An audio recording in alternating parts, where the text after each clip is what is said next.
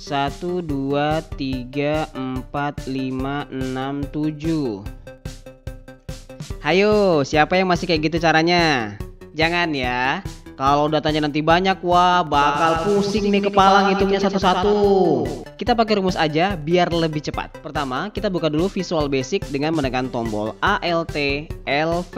Arahkan kursor di area kosong ini, lalu klik kanan, kemudian pilih Insert, lalu klik Modul. Berikutnya, buka file VBA Declaration yang sudah saya sediakan dan boleh kalian request secara gratis lewat DM.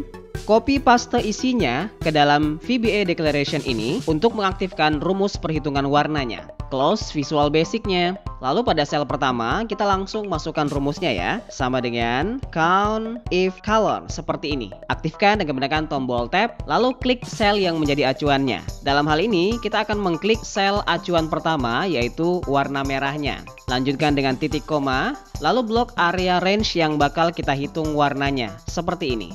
Kunci dengan menekan tombol F4, balas kurung, kemudian Enter. Ini akan menghitung warna merahnya 6 ya. Kita coba pastikan. 1, 2, 3, 4, 5, 6. Benar. Untuk yang lain, kita coba duplikasi saja ke kanan. Lalu geser. Gimana? Gampang banget kan? Nah, buat kalian yang mau juga bertanya, silahkan komen aja di video ini.